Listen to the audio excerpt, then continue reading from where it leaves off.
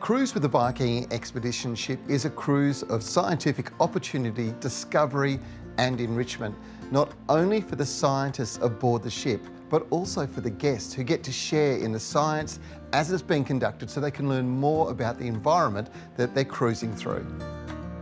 On board is the world's most advanced venue for learning at sea, the Aula.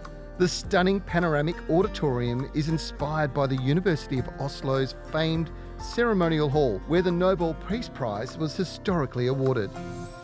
Seating 190 guests and at 2 decks high, the Aula can seat half of the ship's guests at any one time. Now, it's home to things like the daily briefings, you've got documentaries, films, and of course the all-important lectures are actually held here. And one of the things I love is the attention to detail in the design. You see you've got floor-to-ceiling windows all the way around the outside, providing unsurpassed 270-degree views of the spectacular landscape. But what can you learn, and who do you learn from? The 36-person Viking expedition team are all experts in their fields. And joining me today is guide and lecturer Judith Scott. Judith, you play a very special role for visitors or guests here on the ship because you enrich their knowledge as they're going along. Tell me a little bit about it. I am the marine mammal specialist on board Viking Octantis. We have 3 lecturer positions generally on board the ship, and our jobs are not only to facilitate them getting on land and do all the expedition side of things, but also to provide enrichment lectures so that hopefully people go home with knowledge as well as a passion for Antarctica. One of the things that you've shared with guests is the relationship between krill and whales. Give me a little bit of a rundown on krill. It's quite amazing, isn't it? Yeah, I was absolutely terrified when Viking suggested I did a 45-minute lecture on krill, and I imagined nobody would ever come. But in the end, it's turned into probably my most popular lecture because I think people don't know much about it.